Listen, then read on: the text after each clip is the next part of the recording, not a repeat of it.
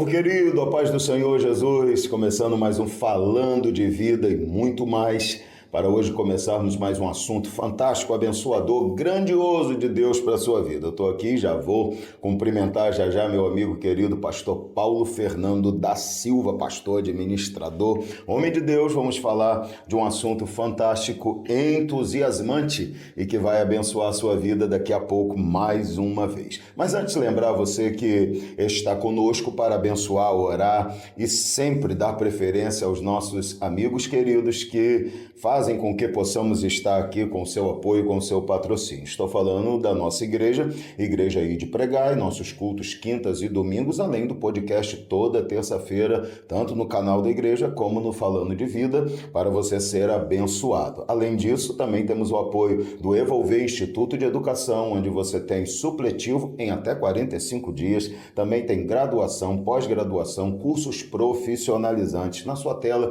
está aparecendo o telefone e endereço, você pode se informar e com certeza investir no seu futuro profissional. Também temos o apoio da lanchonete e pizzaria Batata Show. Você tem hambúrguer artesanal, pizza de diversos sabores, batata recheada, área kids, área privativa para sua festa. Entre em contato, agende, conheça, procure lá o Batata Show e seja também muito bem servido, não só com a alimentação, mas também com um cuidado especial pela sua vida. Faça isso também lá na Eletricar. Leve o seu carro, cuide de toda a parte elétrica, instale aquele rastreador abençoado. Lá na Eletricar com o irmão Luiz Fernando, você tem o melhor atendimento para você e para o seu carro também, tá?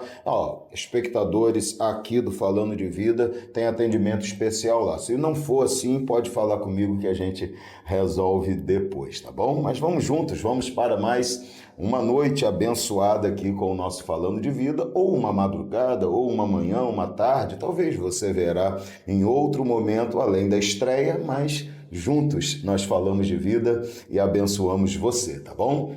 Bom, por falar em abençoar, em estar junto, meu amigo, meu parceiro, estamos um pouquinho mais distante, mas é o chão, né? A mesa ficou mais bonita para poder sempre levar o mais belo e agradável para o público. Sim, algumas mudanças aqui no nosso estúdio e a gente vai melhorando e daqui a pouco tem mais coisas que virão, conhecendo a mim e a você, muitas coisas ainda virão. Isso tudo para agradar a quem está aí do outro lado da tela. Com certeza, meu amigo. Meu querido, meu amigo Pastor Paulo, hoje nós vamos falar sobre conquistando promessas e quebrando maldições financeiras. Temos uma gama incrível de assunto para falar sobre isso. Nós vivemos em busca da conquista de promessas e nós também, é lógico, queremos quebrar maldições financeiras. Algumas pessoas às vezes confundem a questão da maldição, eles acham que maldição realmente como foi, mas eles acham que maldição não pode existir depois da cruz, uma vez que Cristo levou as maldições. Mas como a maldição é um resultado da desobediência, se mesmo passando pela cruz a desobediência permanecer frequente em nossas vidas, em algumas áreas específicas isso é muito claro, como por exemplo na área financeira, as maldições elas vão continuar acontecendo. A Bíblia mesmo diz que é para a gente ser fiel ao Senhor, para que o Senhor não permita a maldição vir sobre nós, mas que venha a bênção. Então, Paulo, eu acho que esse é um assunto que nunca vai sair da atualidade, sempre será importante. Vamos falar sobre isso hoje, conquistando as promessas, quebrando maldições financeiras. Amigo, seu primeiro cumprimento aí, já quero ouvir você sobre esse tema fantástico. Isso. Primeiro, muito obrigado pela presença de todos que estão no momento do lançamento do podcast, aqueles que assistirão depois, porque ficará na plataforma. Mas muitas pessoas, elas até acreditam que existe uma promessa para a vida delas. Sim, Paulo. E por mais fé que ele tenha em acreditar que essa promessa está sobre a vida dela, e é uma promessa de bênção que o Senhor diz, de fazer bem, de ficar que a pessoa seja bem e próspera, ela não vê isso acontecendo na vida dela. Existem vários motivos para que isso aconteça, e a gente chama isso de maldição. Essa maldição, ela tem realmente o efeito contribuinte do adversário, do diabo, mas também tem aquela que o diabo nem muitas das vezes precisa fazer muito, porque o que ele já fez lá no Éden já foi um pouco que o suficiente. Verdade. Porque, como o senhor mesmo falou, acaba que a pessoa, pelo pecado já existente, ela acaba se distanciando de Deus. Nós temos a Bíblia como uma regra de fé, como uma bússola de direcionamento, como uma lâmpada, com todas as instruções para que a pessoa tenha uma vida realmente da forma que o Senhor planejou para ela. Perfeito. Mas muitos de nós não agimos do jeito que deveríamos. Tem muitos cristãos que acreditam na Bíblia, mas existe uma diferença entre você acreditar, em você ser um leitor, e entre você agir e praticar o que ali está. Porque não basta você ler. Toda leitura, se ela não tiver feito algum fruto dentro de você e colocado aquilo virar uma prática na sua vida... Informação vazia. E se torna maldição. Sim. Porque quando você tem acesso à informação, tem acesso ao conteúdo, sabe o que deve fazer e não faz, aí já começa a maldição em cima da sua vida. Você acaba se tornando um culpado sem direito à fiança. Porque você fez sabendo, o conhecimento já te tira a desculpa do não sabia, Exatamente. Não entendia, foi sem querer. Essas desculpas vão acabando quando nós temos o conhecimento. Então, informação vazia não leva a gente a lugar nenhum. Então, praticar é muito importante. Existe um sábio que diz que, inclusive, o conhecimento por demais ele acaba apodrecendo a pessoa. Porque se você tem muito conhecimento, sabe muito, mas nenhum daquele conhecimento você realmente começa a agir e praticar, de que serviu tudo aquilo? A não ser para ficar ocupando um espaço que não precisaria nem estar ocupando. Perfeito. Então, promessas, Paulo. Eu acho que dentro de promessas que nós precisamos conquistar, quebrando maldições financeiras, conquistando promessas, eu acho que tem uma coisa que nunca deixará de ser atual quando a gente fala de promessas, que é a questão do tempo, meu amigo. O tempo, ele às vezes é um problema para quem está esperando uma promessa. É lógico, toda pessoa que está esperando está sujeita e necessitada de que o tempo passe rápido, mas às vezes esse tempo que demora a passar porque ele passa no ritmo dele, mas para quem precisa, às vezes ele passa devagar demais. Mas o tempo, às vezes, é um problema que faz as pessoas esquecerem da promessa ou às vezes até desistirem de lutar pela promessa. Existe o tempo para quem está esperando e existe o tempo para quem prometeu. É como você esperar um laudo de um exame que você está fazendo. Alguém disse para você, você precisa fazer um exame e esse exame ele é sério. Sim, sim. Mas ninguém te disse que o exame vai dar nada de ruim. Mas você fica... Às vezes, eu passei por isso uma vez... E eu precisei esperar 30 dias. Os 30 dias pareciam até que era uma eternidade. Geralmente a gente fala diferente. Hoje é o dia 9 de janeiro de um ano que acabou de virar. Mas já se passaram quase 10 dias. Então, para quem está esperando, realmente pode ser um tempo, pode estar sendo demorado. Passa mais devagar. Passa mais devagar para quem está esperando. Mas o que a gente precisa entender é que o tempo ele tem um processo. Sim. E quando eu olho para o tempo como ele sendo um peso, como ele sendo algo negativo, algo realmente complicado para mim, ele realmente vai ser mais demorado ainda. Porque, na verdade, o tempo faz parte do processo. Sim. Enquanto eu estou lá com a minha promessa e o tempo está se passando, eu entendo que é porque existe um momento de eu não estar preparado ainda para receber aquela promessa.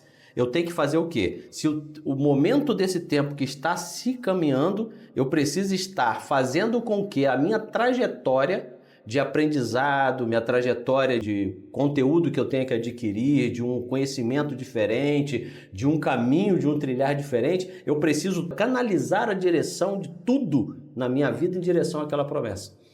Porque quando eu fico com o meu olhar fito naquilo que Deus me prometeu, e a gente está falando justamente disso, promessa, enquanto eu estou aguardando no tempo de uma promessa que Deus, e com o olhar voltado para esta promessa, acreditando que quem fez é fiel para cumprir, o tempo eu entendo que ele é um processo para me preparar para alcançar realmente e estar preparado para receber aquilo que Deus prometeu.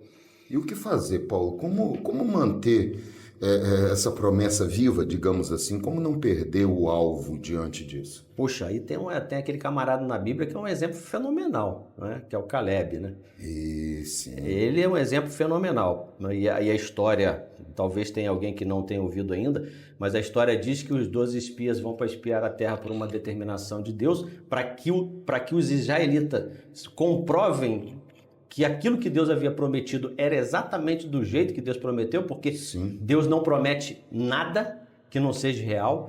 Então os 12 espias vão para lá. Os 12 espias voltam e os 12 espias falam as mesmas coisas, do jeito que Deus falou que era, realmente é. sim. Só que aí vem 10 camaradas e fala assim, ó, mas existem os pontos negativos disso tudo. O povo de lá é grande, eles sabem batalhar, nós não somos, a cidade é fortificada, nós vamos ter dificuldade para invadir. Caleb e Josué vêm com uma proposta diferente. Eles não negaram todos os desafios, tudo que estava ali, que realmente foi colocado pelos 10. Mas eles vêm com uma palavra que é essa que a gente precisa guardar. Sim. Se Deus prometeu e tudo é do jeito que Deus falou que era, então isso significa que também a promessa de conquistar nós teremos. Então, Perfeito. eu acho que primeiro, você acreditar realmente de que quem te fez a promessa, e a gente aqui nesse caso está falando que é Deus, quem te fez a promessa é fiel para cumprir do jeito que é e é fiel para fazer com que aquilo realmente aconteça. Ou seja, a promessa de Deus ela não vai ser invalidada. Sim. Né? Nós falamos ontem, inclusive, que quem valida as promessas somos nós. Exato. Deus não volta atrás do que ele falou. O que Deus falou, ele sabe o que está falando. Agora, eu deixo de ser merecedor daquilo. Então, se eu acredito que Deus realmente fez a promessa, e eu continuar com isso dentro do meu coração, esse é o caminho para você não se afastar dela. Não perder o alvo de vista, olhar para o alvo, né? O tempo todo. Não importa o tempo, não importa as circunstâncias, não importa o que você está passando, não importa, às vezes nós estamos caminhando, e aí não precisa ir muito longe, se você olhar um pouco na sua vida, na sua história, se olhar para a minha, o espectador se olhar para dele, vai perceber que em determinados momentos da nossa vida a gente tinha uma promessa. E parece que a gente estava caminhando para lá e de repente, ao invés de você estar caminhando em direção, parecia que você estava caminhando para uma outra direção. Isso acontece, na verdade, porque eu deixei de olhar para o alvo. Sim. Então, não é a direção que mudou, eu é que mudei para onde estava olhando. Você falando aí, eu me lembrei de Eliseu e Elias. Elias, quando soube que ia ser tomado, e Eliseu está lá, e Elias fala com ele, ó, vou ser tomado hoje. E Eliseu fala, olha, eu quero fazer alguns pedidos. Aí Elias fala, então pede o que você quiser agora, antes que eu seja tomado. Então Eliseu diz, quero porção dobrada do teu espírito, ou seja, 2 vezes a porção de Deus que está sobre você. E Elias falou, não sei se é possível, mas se quando eu for tomado tu me vires, então recebe. Se não, é porque você não recebe. E a partir dali entrou uma saga de promessa, desejo, atenção, olho no alvo, e as pessoas vinham e falavam, Eliseu, é hoje, Eliseu, sai para lá, porque o olhar de Eliseu estava em Elias. Ele sabia que se ele tirasse os olhos de Elias e naquele momento Elias fosse tomado, ele não receberia o que ele queria. Então ele ficou, olhe para Elias, e as pessoas vinham para distrair ele, olhando para Elias, olhando para Elias, olhando para Elias. Acho que é mais ou menos isso, né? Quando a gente olha para o alvo, não pode permitir distrações, porque senão a gente perde a promessa. Exatamente isso. Eu não desacredito na lei da atração, mas eu não acredito na forma mística que se fala que ela é. Né? Só pelo fato de eu pensar, aquilo vai me vir. Não. Agora, a lei da atração ela vai funcionar quando? Quando eu realmente acredito que aquilo é possível de acontecer e eu começo a andar em direção àquilo. Ou seja, as minhas atitudes, tudo que eu estou fazendo é em prol daquilo. Sim. O que eu estou fazendo? E coloque em prática o plano, logicamente, né? Entendendo que esse plano passou pela aprovação divina, o coração do homem faz plano, sim, vem da boca do Senhor. Então, entendendo que esse processo já passou, você não só crê que pode, mas você começa a trabalhar para fazer isso acontecer. Eu sempre falei muito isso, tem gente que fala, Deus me chamou para pregar a palavra. Bom, irmão, você já leu Bíblia? Ah, não. Você investiu em livros para o seu crescimento? Ah, não. Você gosta de ler? Ah, não. Orar?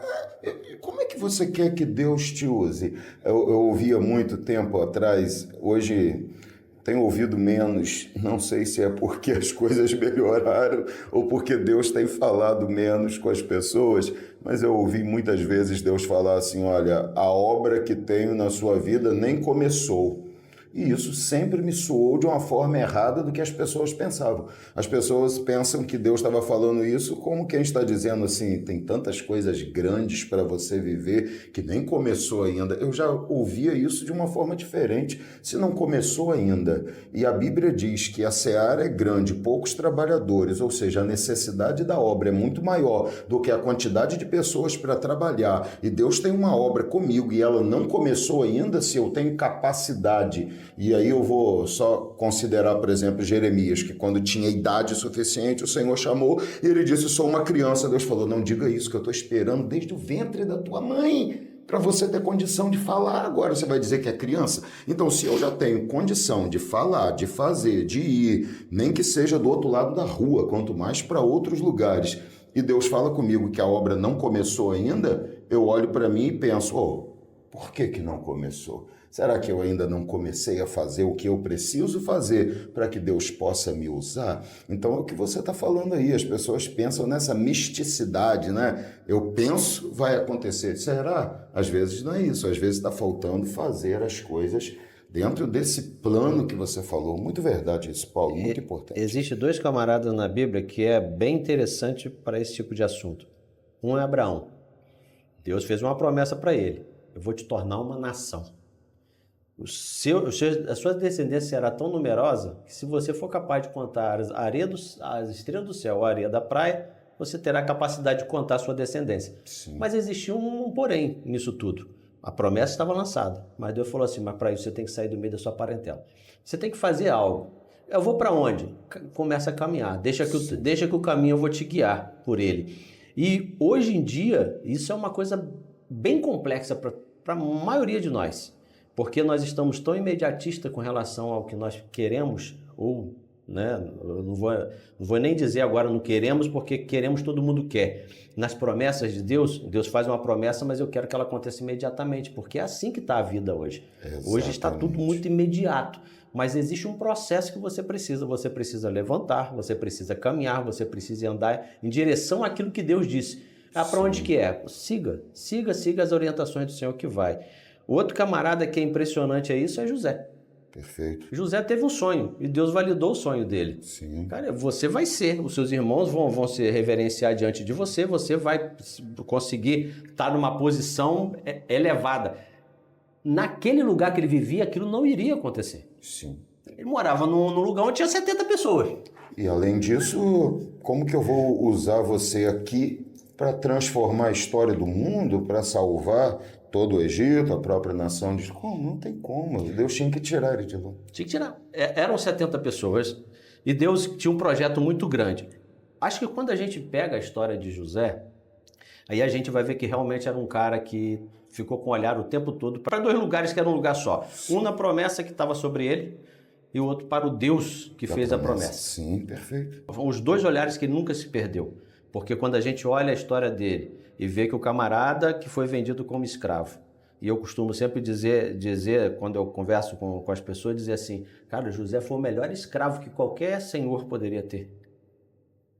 Apesar dele vir de uma família onde ele não merecia ser escravo, mas quando ele estava naquela situação, e a gente aqui não está falando se a escravidão é certa ou errada, a gente está falando daquele tempo, mas a gente está, porque os caras fazem os cortezinhos, né? Horríveis.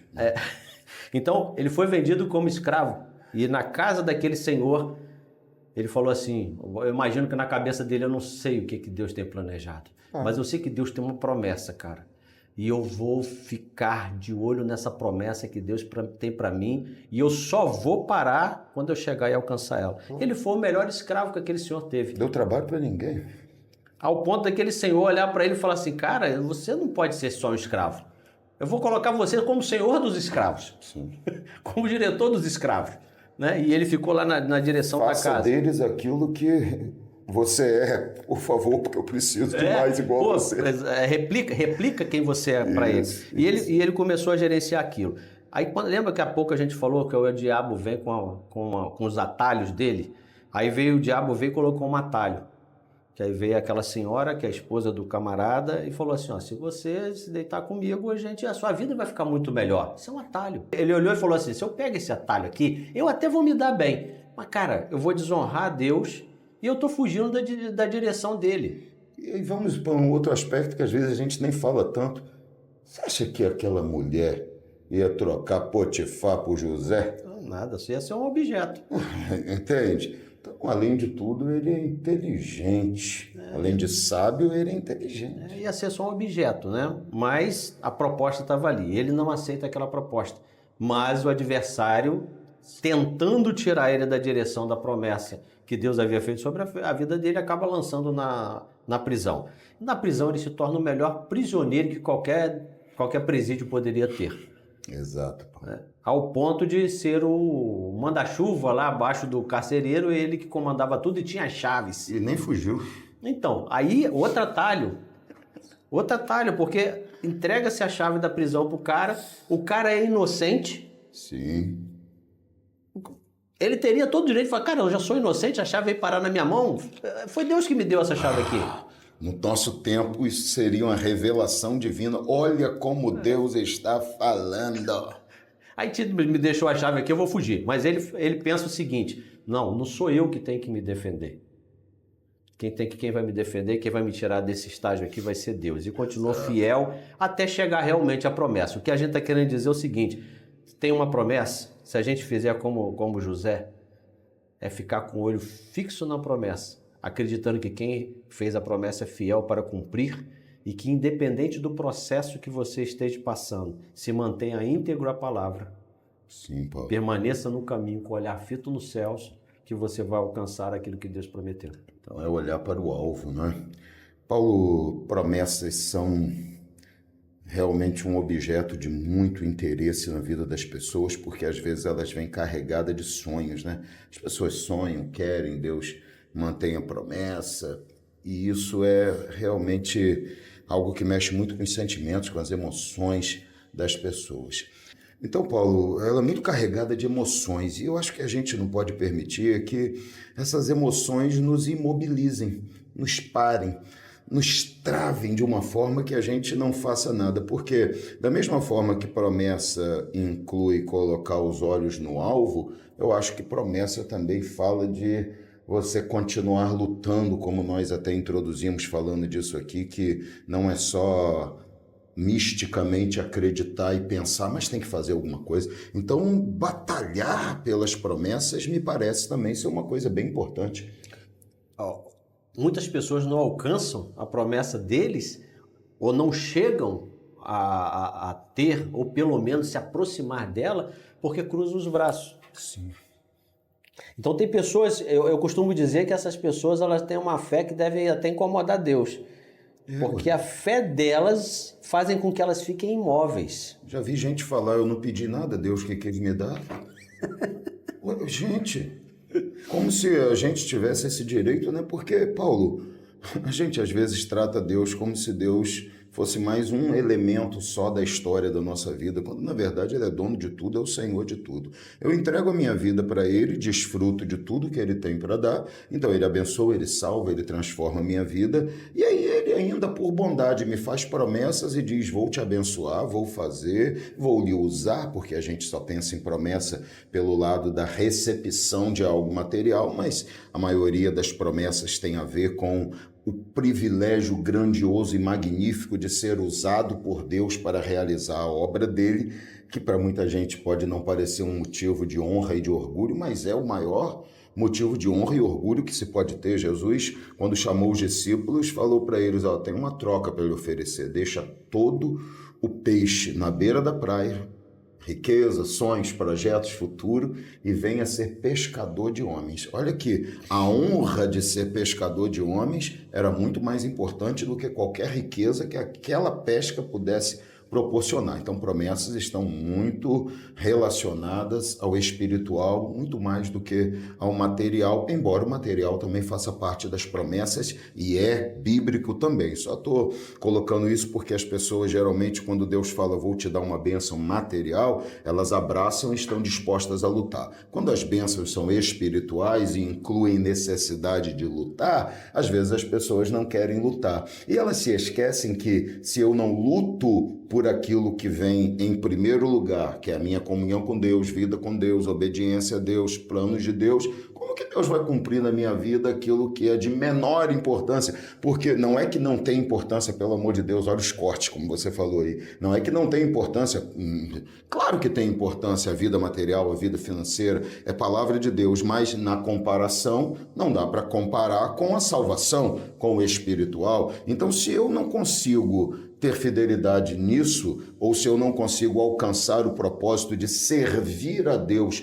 dentro da chamada dele, eu acho que eu tenho direito de desfrutar das bênçãos divinas porque eu sou bonitão demais. E aí tem gente que fala isso, eu não pedi para Deus me usar, eu não pedi para saber adorar, eu não pedi para ter capacidade de pregar a palavra, eu não pedi para saber tocar um instrumento, por que agora eu sou obrigado a tirar o meu tempo para estudar a palavra, para pregar, para aprender a cantar melhor, para aprender a tocar melhor, como se isso fosse realmente um direito que a gente tem de eu não quero porque eu não pedi nada a Deus. Isso não faz parte. Existe um plano de Deus e a gente precisa se encaixar nele. A gente não pode, como entra no supermercado, hoje eu quero alface e não quero couve. Hoje eu quero laranja e não quero banana. Não, isso não existe. A fé é um conjunto completo, concorda comigo? Então, acho que batalhar, como você falou aí, é essencial, amigo. É essencial. As bênçãos materiais, quando Deus nos dá,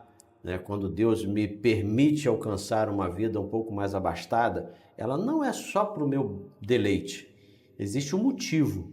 E lá no podcast anterior a gente fala sobre isso. Uma das coisas é ser um bom mordomo, como que você se comporta, como você se comporta diante. Depois o senhor deixa até um cardzinho lá para o pessoal poder ter... Só pode entrar lá que já tem um fio lá chamado Administração Financeira e tem todos os podcasts sobre isso lá. Você pega lá que você vai ver, porque a gente quer muito, né? Quando a gente fala que estamos vivendo nesse mundo e Deus realmente ele me promete que desse mundo eu terei o melhor e ele espera que eu faça um bom trabalho com aquilo que ele me deu. Chazinho? Pegar um chazinho para nós, chazinho, né? Muito bom. A gente merece um chazinho. Enquanto você toma um chazinho aí, eu quero falar para o pessoal para não esquecer de curtir, comentar, compartilhe não só podcast de hoje, mas compartilhe o canal inteiro, compartilhe tudo que você tem aí para que pessoas sejam abençoadas. Deixa aí o seu comentário, sua pergunta, sua dúvida, fique à vontade. A gente está sempre disponível para responder. Siga as redes sociais do Falando de Vida, nossas redes sociais, você já viu aparecendo aí. Faça isso, irmão. Seja abençoado todo dia. Vamos lá, amigo. Continuando aí, então. Depois do chá e do café. Isso. Então, vamos lá. Realmente você precisa. E a gente estava conversando antes de começar aqui a gravação. Ele está falando justamente sobre algo que se encaixou nisso agora. Mas nós somos de uma geração onde a gente estava numa transição. Onde os nossos pais já não sofreram tanto quanto nossos avós, mas nós também não usufruímos de tanta facilidade quanto os nossos filhos estão usufruindo agora, e graças a Deus por isso. A gente não está entrando no mérito de discutir se uma geração é melhor do que a outra. A gente está falando sobre as facilidades. Então, como a nossa geração precisou ainda ser desbravadores, ser lutadores, então teve um preço a ser pago, teve um trabalho maior para se fazer, criou-se pessoas mais fortes. E existe um ditado que diz que situações complexas criam homens fortes, situações fáceis criam homens fracos. E realmente é isso. Não adianta achar que aquilo vai cair do céu como uma esperança nata. Até para ganhar na loteria você precisa jogar. Essa foi boa, pô. Então, como diz o nosso querido Mário Sérgio Cortella, buraca não dá leite. Tem que ir lá. Tem que tirar. E tem que amarrar o pezinho dela, amarrar o rabo dela. Imitação pífia, mas... É por aí. Então, é exatamente isso. Não vem nada de mão beijada. Né? Se veio de mão beijada, pode ser atalho. Não estou dizendo que milagres não acontecem. Milagres, eles acontecem. mas você precisa estar preparado para as batalhas. As promessas ela vêm com um caminho que você precisa ter coragem para encarar ela. E a Bíblia diz, isso já virou louvor e tudo, né? E a Bíblia diz, atrás vem o exército de Faraó, na frente tem o Mar Vermelho, e não se tem o que fazer agora. Ou encara o exército, o povo não conseguia encarar, porque não era povo de luta ainda. Então isso já descarta isso, não tem condição. Sim. Agora eu tenho um mar na minha frente, o que eu faço? Aí o povo começou a reclamar. Moisés vai e fala, Senhor, e agora? Tem um exército que está vindo aí atrás, a gente não consegue encarar, tem um mar na frente, o que a gente faz? Moisés, faz o seguinte, manda esse povo começar a andar. Quando eu caminho em direção à minha promessa, Deus começa a agir em favor dela acontecer. Vou dizer uma coisa. Tem 300 exemplos na Bíblia disso, né, amigo? Até o cara da mão ressequida, Jesus falou, estende a mão. A mão do cara ainda estava ressequida, Jesus, estende. Ele estendeu, ficou... Se ele continuasse com a mão ali. Levanta e põe de pé. Em um salto se põe de pé. E ficou de pé. O cara estava ali, aleijado. Levanta, em nome de Jesus Cristo, levanta e anda. De um salto se pôs de pé. O milagre acontece através, lógico, do poder de Deus e uma combinação com a minha fé. E fé é justamente fazer, mesmo que eu ainda não esteja vendo. Ter a coragem, o desejo de estender a mão. A minha mão está... Estende a mão. Se o cara não tem fé, ele fala, como o senhor não está vendo aqui que minha mão não... Aí estende a mão. Ele, o movimento, eu obedeço, eu ouço, eu entendo. A mão ficou boa. Exatamente. O mar só se abriu quando o camarada começou a andar, amigo, é isso aí. Aí o mar se abre. Aí Deus faz o impossível acontecer. Porque aí Deus começa a agir. Porque Deus começa a fazer através daquela sua coragem, da sua força, aquilo que você realmente mostrou para ele que você está querendo aquilo. Porque se a gente não consegue ter essa força e essa coragem, que o próprio Deus já disse, que ela já está dada a nós. Porque Deus nunca pede aquilo que já não nos deu. Deus, quando ele fala assim, cara, somente ter força e coragem, é porque já deu. Quando Deus falou pro cara da mão ressequida, só estende, porque ele já fez. E é isso que a gente precisa entender. Se ele não tivesse crido, ele ficava com a mão ressequida até morrer. Ele só precisou acreditar, o poder de Deus já estava liberado para realizar aquele milagre. Sabe quando que veio a salvação sobre a casa de Zaqueu? Quando ele desceu da árvore. Porque se ele ficasse lá em cima, ele não ia receber nada. Desce depressa, Zaqueu. Eu tenho alguma coisa para fazer no seu lar, na sua casa. Então a gente precisa ter essa coragem de andar em direção à nossa promessa. Perfeito. Ela foi feita, eu preciso agora realmente começar a fazer algo em direção a ela. Então isso é fé para começar, Paulo? Com certeza, né? Porque se eu não tenho... Aí os escritores hebreus disseram, né? O que é fé? Fé é você começar a ver aquilo que não está aparente ainda. Porque se já está aparente, está até mais fácil para você. Agora, quando você acredita em algo que você não consegue nem vislumbrar como que isso pode acontecer, e aí que está a magnitude e o poderio de Deus, porque quando ele faz uma promessa, eu não preciso olhar para minhas condições. É igual a mulher lá, a viúva de Serepta. O que você tem? Eu só tenho um pouquinho de azeite. Suficiente, porque Deus não precisa de muito. Deus ele tem o poder de fazer tudo o que ele quiser. Exatamente. Agora, o que ele exige de mim? Eu acreditar que realmente ele é Deus, que ele tem poder, que ele não volta atrás naquilo que ele promete, e eu fico crendo que realmente aquilo vai acontecer. Agora, quando eu começo a deixar meu coração, né, duvidar pelas situações, pelas mazelas que vão acontecendo, que a gente falou atrás, e eu vou deixando que essa fé se mingue, e aí eu posso perder a direção do caminho que eu estou trilhando. É uma frase que eu aprendi há muito tempo, amigo, que é o seguinte: a incredulidade derrota o incrédulo. Quando a pessoa deixa de crer, ela começa a desistir, começa a perder a capacidade de avançar, ela já não consegue mais ir além. A incredulidade derrotou os espias que você citou aí de Josué e Caleb, a incredulidade derrotou eles. A terra é boa, a terra é como Deus prometeu, mas nós não cremos que Deus seja capaz de nos entregar a terra, entendeu? Então, foram derrotados pela incredulidade. Quando a gente deixa de ter fé e começa a ser incrédulo, a gente começa a desistir. E aí eu vou fazer uma pergunta a você, amigo, que embora eu já saiba a resposta, mas queria que você falasse sobre isso. Vencedores são marcados por desistência ou por persistência? Com certeza, aquele que desiste não consegue vencer.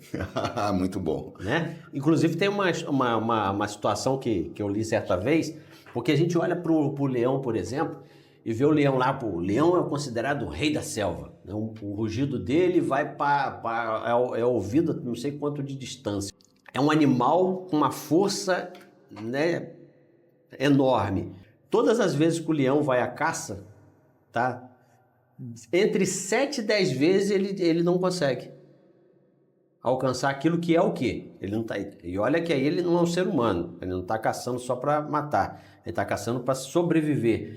De 7 a 10 vezes que ele vai para uma caça, ele não consegue voltar com a presa na boca. E aí? O que faz ele realmente existir e continuar sendo o rei da selva é que justamente ele não se deixa abalar pelas 7 ou 10 vezes que ele foi e não conseguiu. Ele vai atrás da caça até conseguir. Ele acredita que naquela próxima ação dele, ele vai conseguir pegar a presa que ele precisa para sobreviver. Então, aquela pessoa que tem uma promessa, que está caminhando em direção à sua promessa, mas que ela não tenha a persistência para permanecer firme naquele caminho, não desistir, né? Eu fiz uma palestra certa vez que eu até fiz um link na vida atual e falo assim, a gente só desiste quando dá game over. Quem gosta de videogame vai saber, o jogo não acaba. Tem um ditado que diz o seguinte, amigo, enquanto tem bambu, tem flecha. Então... Acabou a flecha, mas tem bambu ainda, meu irmão? Faz outra e vambora. Enquanto tem bambu, tem flecha, amigo. E nas promessas que Deus faz pra gente, pastor, não é diferente. Não é.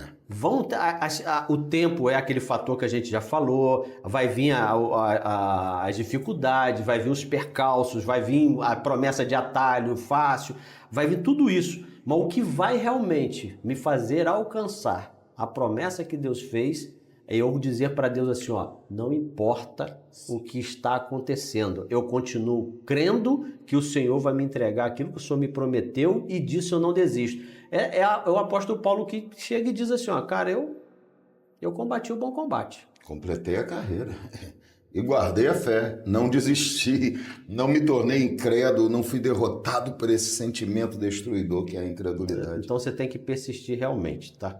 Exato. Sem persistência você não vai, sem a sua perseverança, sem a sua garra, a sua coragem, vai vir outras pessoas que vão ter mais gana, mais coragem, mais perseverança do que você e vai alcançar o que você está desistindo com mais facilidade. Sim. Paulo, uma outra questão que eu acho que é muito interessante perguntar e falar aqui. A gente falou um pouco sobre as pessoas que só romanticamente acreditam que só em pensar as coisas acontecem. Eu tenho visto muita gente que elas sonham muito, mas não conquistam quase nada. Seria isso o quê? Falta de empenho? Compromisso? Eu acho que a palavra do comprometimento se encaixa melhor aí. Porque existem pessoas que têm interesse e existem pessoas que estão comprometidas. Ah, sim. Isso em todas as áreas da nossa vida. Não só nessa área financeira, mas, por exemplo, no trabalho. Tem pessoas que estão interessadas em fazer um bom trabalho, tem pessoas que estão interessadas em ser um bom trabalhador e tem outras que estão compromissadas para isso. E o interesse e o compromisso são coisas diferentes. Sim. Porque o interesse é um pensamento, é algo que eu desejo ter. O compromisso é o que me faz caminhar em direção àquilo que aquilo realmente aconteça. Perfeito. Então, quando eu estou comprometido, não só interessado com a minha promessa, eu vou simplesmente fazer tudo o que for necessário ser feito para realmente que aquilo aconteça. É Abraão batendo nas aves, porque tinha uma promessa e as aves queriam comer o sacrifício no meio do qual Deus ia passar, e Abraão está lá com a vara, enxotando as aves, porque aquele sacrifício ali representava a promessa que Deus tinha feito. Tenho uma aliança com você e eu vou passar no meio desses animais. Deus mandou cortar e deixou ali. E Abraão está comprometido com aquilo ali de tal forma que ele não podia deixar as aves roubarem ou comerem o sacrifício. Então ele está ali batendo até que Deus passasse. Então é isso que você está falando, Paulo. É manter esse comprometimento comigo mesmo, comprometimento com o que eu quero receber, comprometimento com o que eu sonho, com o que eu desejo. Esse compromisso de não perder o foco, de se manter firme ali. Se manter firme. Vamos usar Noé? Sim. Deus chega para Noé e fala assim, ó, Noé, olha só, eu olhei cá para baixo, cara, eu estava já disposto a acabar com tudo isso aqui. Mas de repente eu olhei para você e falei, cara, aquele camarada ainda merece que eu dê uma chance para que a humanidade recomece com ele. E Deus fala para ele, fala assim, ó, construa uma grande arca, porque uma grande inundação vai acontecer e eu quero salvar você e sua família. A gente que estuda um pouco da Bíblia, a gente sabe que não foi rápido aquela construção daquela arca. Ela demorou muitos anos para serem feitas, de forma artesanal. Décadas. Hoje um barco, com toda a tecnologia que se tem, já não se constrói rápido. Então, naquele tempo, era cortar uma árvore, era lavrar a árvore. Mas ele estava o quê? Ele sabia que o Deus que havia falado com ele, que aquilo iria acontecer. Então ele colocou na cabeça dele e falou assim, cara, eu preciso construir isso. E eu não sei quando que vai vir, porque Deus não falou quando. Mas Deus também não falou, cara, você pode ficar aí tranquilinho, constrói. A Bíblia não nos dá direito de dizer quantas horas por dia ele trabalhou. Não. Mas eu quero achar que ele foi no raiar do sol, quando começou a brilhar o dia. Logicamente ele tinha metas. Você tem que fazer isso hoje, preciso. Deus não entrega o homem a um projeto sem estabelecer as fases do projeto para ele. Não. E ele precisava cumprir independente do tempo. Sim. Se ele começasse a olhar para o dia e falar assim, não, eu preciso terminar isso aqui hoje. Então ele sabia que ele precisaria ou acelerar ou podia até reduzir um pouco a velocidade do que estava fazendo, mas ele precisava. Sim. Porque ele tinha um compromisso com ele mesmo e com a família dele. Claro. Porque ele precisava entregar o quê? Aquela arca pronta, para que ele, a família dele e mais os animais que Deus havia separado pudessem alcançar a salvação. E aqueles que porventura viessem a crer, quisessem entrar lá.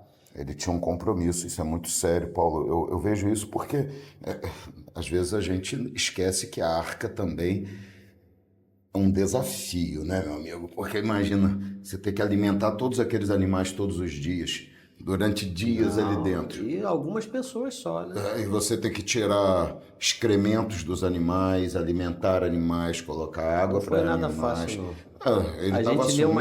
A gente lê uma história ali, fantasia algo muito bonitinho, mas... a gente fantasia a historinha que a gente conta para as crianças na escola dominical, né? Exatamente. Só que a questão foi muito mais profunda e a gente que é adulto não pode se comportar como criança no entendimento disso. Aquilo ali foi algo muito sério e aquele compromisso assumido dele é que conduz ele à vitória, não tem jeito. Conduziu ele à vitória. E é o mesmo que conduz a gente hoje. Sim.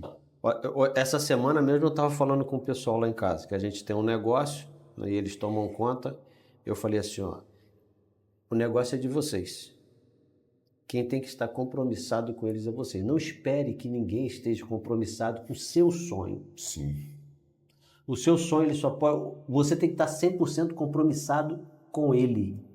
Você não pode esperar ou delegar a ninguém que alguém execute alguma coisa para que alcance. Você tem que conseguir se ver, o compromisso quando a gente fala, a gente tem que conseguir se ver o seguinte, se ninguém estiver me ajudando, eu alcanço. Paulo, como eu aprendi isso a duras penas. Aprendi muito isso a duras penas, porque toda vez que você começa um projeto que para que ele continue ou permaneça depende de terceiros, geralmente você vai se encontrar em um momento ou de extrema dependência desses terceiros ou de incapacidade de continuar o projeto. Até que chegou um tempo da minha vida, e se a gente não aprender isso ou qualquer outra coisa com o tempo, a gente acaba errando mais vezes ainda. Que eu entendi, eu preciso fazer aquilo que eu tenho certeza que eu consigo dar conta. Se todo mundo falhar, eu consigo fazer sozinho. Então, a partir do momento que eu entendi isso, eu comecei a estabelecer projetos e metas que não foram mais deixados pelo caminho, entende? Porque se vamos fazer isso daqui, mas se não tiver ninguém para fazer, eu consigo fazer? Consigo, então eu vou dar conta de fazer. Então vamos fazer. Eu acho que se eu mesmo não estiver comprometido com aquilo que eu realmente sou o responsável maior, quem vai se comprometer? Ninguém vai, Paulo. Ninguém vai estar mais preocupado com aquilo que eu tenho como um objetivo da minha vida, com aquilo que, vou usar a expressão dos mais antigos, né? Olha, a gente falando de mais antigos, né? Quem pariu Mateus que balance, dizem, né? Então, se eu que sou o responsável não quero fazer, como que eu posso esperar comprometimento dos outros? A gente não quer dizer aqui que você não vai encontrar pelo caminho que pessoas que vão pegar o seu projeto e vão acreditar nele e vai fazer com que realmente aconteça. Sim. Mas não pode estar, e principalmente, e a gente aqui está falando de promessa, a minha promessa ela não pode estar atrelada à execução do outro. Sim, não. Ela tem que estar atrelada. Se eu tiver ajudadores, se tiver algumas pessoas que vão me ajudar, é excelente. Maravilha. Mas ela não pode estar atrelada. Então foi isso que eu conversei com eles. Eu falei assim, ó, o negócio tem que conseguir, vocês têm que conseguir olhar e falar assim, ó, se eu não tiver ninguém, eu toco. Sim, é isso aí. Eu acho que ter ajudadores, ter pessoas para ajudar, maravilha. Significa que ao invés de fazer eu posso fazer 10 por dia. Se vai demorar 3 anos, vai demorar 1. Exatamente. Eu adianto o processo, eu consigo fazer coisas melhores, eu consigo implementar ideias melhores, mas eu não posso necessariamente precisar que alguém esteja comprometido com aquilo que é meu, mais do que eu mesmo. Eu não posso depender das outras pessoas para que aquilo funcione. Talvez seja essa... É exatamente isso. Ó. Vou criar outro podcast, hein? Dentro desse, olha só. Nós estamos nesse negócio. Imagina... Né? Tá no... existe um negócio, umas perguntas aí que depois vai... Mas... Sério? Só essas perguntinhas aqui que vai dar problema pra gente? Essas... Tem outras aí. Dezenas aqui? Vamos dar uma pausa na situação, nesse assunto financeiro e vamos usar esse comprometimento, vamos levar para dentro da vida de um casal. Sim. Eu quero um casamento feliz. Sim. Aí Enquanto você quer um casamento feliz, Paulo, eu também quero. Eu estou tomando um cafezinho aqui, ainda vou comer uma torradinha ainda, que nós estamos aqui. O pessoal pensa que a gente está aqui pouco tempo, né, Paulo? O senhor mais tempo ainda, né? Mas então a pessoa... Aí eu quero, né? Eu quero um casamento feliz. Sim. Tá? Aí eu quero um casamento feliz, mas eu entrego o comprometimento desse casamento feliz à minha esposa. Eu quero um casamento feliz, mas se ela fizer com que o meu casamento seja feliz, vai dar certo, vai ser feliz. Isso é entregar, é não estar comprometido, porque quando eu estou comprometido em querer um casamento feliz, de fato, o que eu vou fazer? Eu vou fazer tudo que tiver que ser feito. Aí eu não estou falando mais de fazer tudo que tiver ao meu alcance. Porque ao alcance é muito fácil. É tudo que tiver que ser feito. Sim, amigo. Porque para mim ter um relacionamento feliz, eu às vezes preciso fazer coisas que eu não estou a fim de fazer. Eu vou ter que fazer coisa que não está muito no meu alcance, eu vou ter que fazer algo além da minha capacidade. Renúncias, né? Por quê? Eu estou comprometido com o meu casamento. Agora, a maioria das pessoas querem ter um casamento feliz, mas entrega o comprometimento dessa felicidade na mão da esposa, na mão do esposo, não vão deixar só a cargo de uma pessoa. E exige do outro que ele seja faça tudo e eu não preciso fazer nada. Que ele é o responsável. E aí volta aquilo que a gente estava falando, o exemplo que eu falei lá da empresa. Eu tenho que chamar para mim. E aí tem o Paulo Vieira, tem um livro fantástico que ele chama, é um livro pequenininho que ele chama O Poder da Autorresponsabilidade. Inclusive tem um podcast que a gente fala sobre... Autorresponsabilidade. Muito sobre esse livro. Então, ele fala sobre o poder da autorresponsabilidade, que é justamente o seguinte, eu digo que eu tenho que trazer a responsabilidade 100% para mim. E quando eu consigo fazer isso, eu consigo ter um bom relacionamento de casal, eu passo a ter uma vida financeira melhor, eu passo a começar a ser um profissional melhor, ser um patrão melhor, porque a responsabilidade eu chamo para mim. Isso é o comprometimento. E sem ele, não fica esperando que Deus vai fazer tudo por você. Exatamente, Paulo. Não vai rolar. Eu falo às vezes para as pessoas o seguinte, Não é em todos os momentos, lógico, tem horas que Deus age Sim, independentemente. é o projeto dele, né? Mas quantas vezes a gente já viu na Bíblia Deus falar assim, esforça-te e eu te ajudarei. Põe-te de pé que eu falarei contigo. Deus está falando assim, toma uma atitude, meu filho. Se você não tomar uma atitude, nada vai acontecer. Tome a atitude, você citou aí, ó, ande para dentro do mar aí, gente, bora. Caminhe para dentro do mar que o mar se abre. São questões muito claras que às vezes a gente se recusa porque vão fazer com que a gente seja obrigado a se autorresponsabilizar, entende? Sabe aquelas pessoas que dizem assim, eu prefiro nem perguntar nada a Deus porque vai que a resposta de Deus seja contrária àquilo que eu quero, eu vou ser obrigado a fazer. As pessoas às vezes fazem isso porque elas querem tirar um pouco da sua responsabilidade, amigo. Então elas falam assim, olha, eu não quero porque eu vou ser culpado do insucesso. Só que elas esquecem que, querendo ou não querendo, gostando ou não gostando, esquecendo ou lembrando, elas continuam sendo responsáveis por tudo isso. Jesus e os discípulos estão atravessando o mar da Galileia. De repente, Jesus está lá dormindo quietinho. E uma grande tempestade vem. E de repente, os caras, quando viram que o negócio estava muito ruim, resolveram acordar Jesus. Mas por que não acordaram antes? Que até o momento em que eles estavam tentando, eles queriam estar no controle da história, amigo. Se eles chamam Jesus, o controle não é mais deles, o controle é de Cristo. Vai que Jesus foi dormir pensando em atravessar para descansar e acordou, ó, tive um sonho espiritual. Vamos voltar para o lado de lá. É porque não está escrito, então a gente não vai dizer isso, mas vamos conjecturar. Se eu acordar Jesus aqui, rapaz, não vamos acordar Jesus não, que é capaz dele mandar a gente andar, largar o barco aqui andando por cima dessa água aí no meio dessa tempestade. Ele mandar a gente pescar aqui. Vou deixar ele quietinho, vou tentar a gente mesmo. Jesus andou no barco com a gente, mandou a gente trabalhar de novo. A gente já tinha lavado as redes, trabalha de novo. Cada vez que a gente leva ele faz uma coisa. Vamos deixar ele dormir? Deixa Às ele vezes dormir. tem gente assim, Paulo.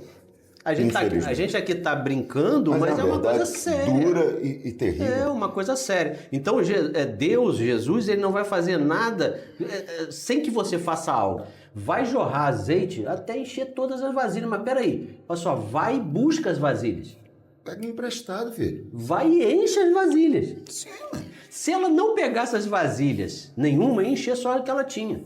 E se ela não virasse o vidro de azeite que estava na mão dela, na casa dela, para encher, não ia encher nada também. Então, Deus, ele faz em cima do que você está. O senhor falou muito bem. Se Deus tem algum projeto que ele precisa fazer algo espetacular, sem que interferência, sem que o homem precise fazer nada, ele vai fazer.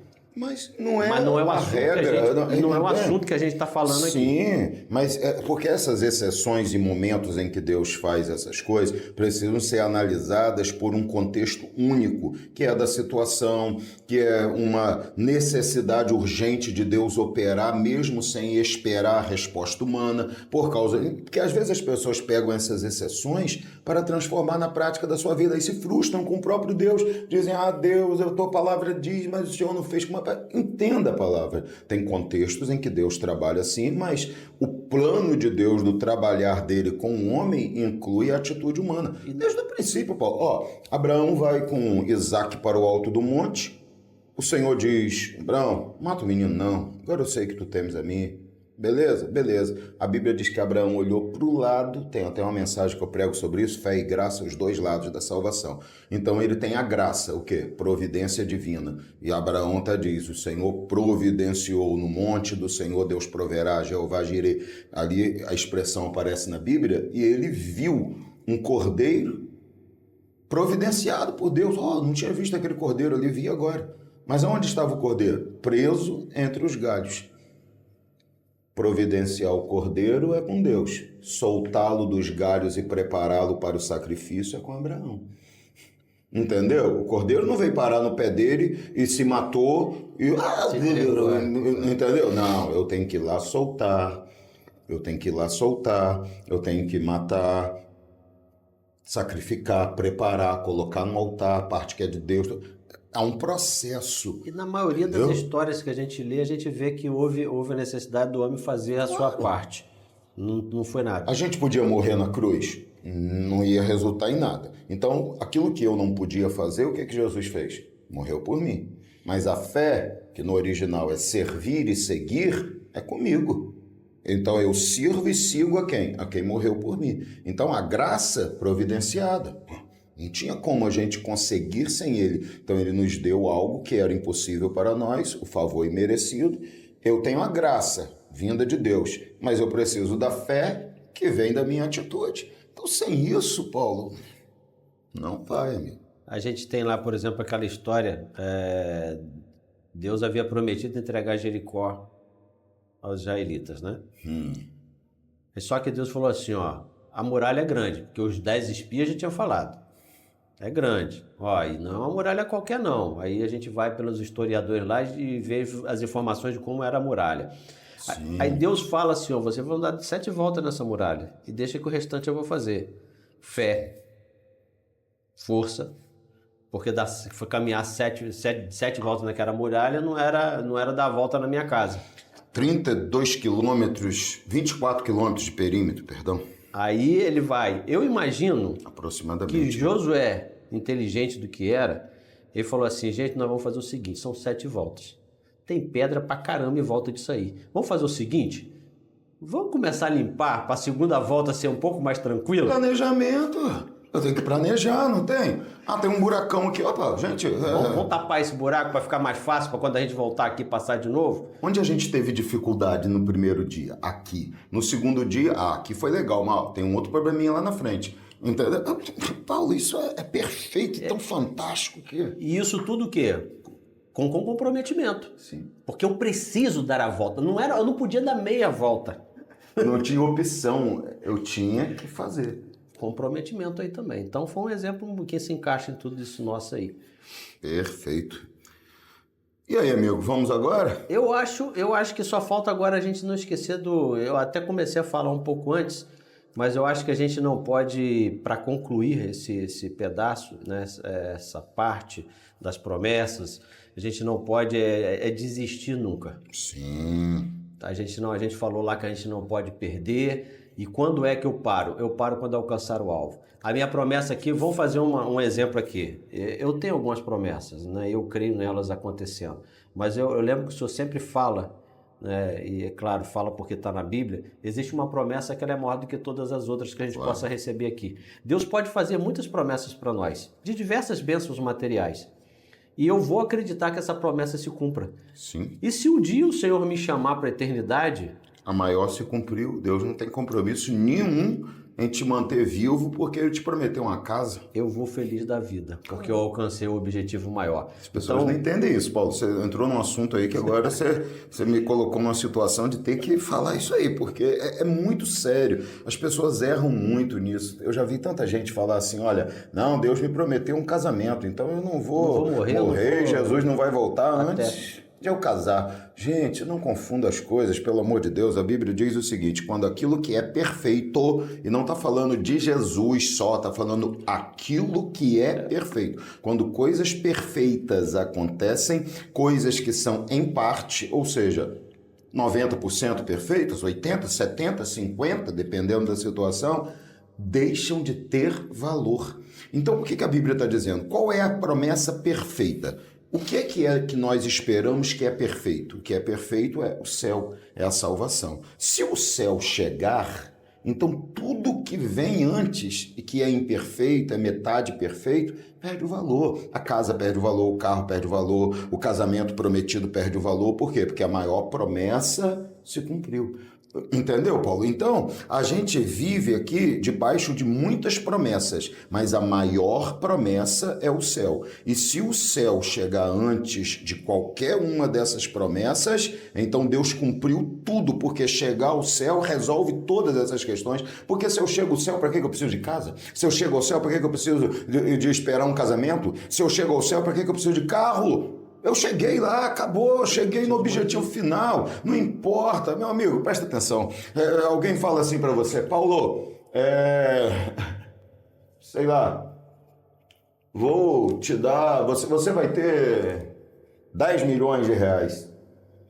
Ó, isso vai acontecer paulatinamente e daqui a 10 anos você vai ter esses 10 milhões. Aí de repente a pessoa fala assim, daqui a um mês, aconteceu uma coisa aqui, estamos 10 milhões logo. Não, não quero não.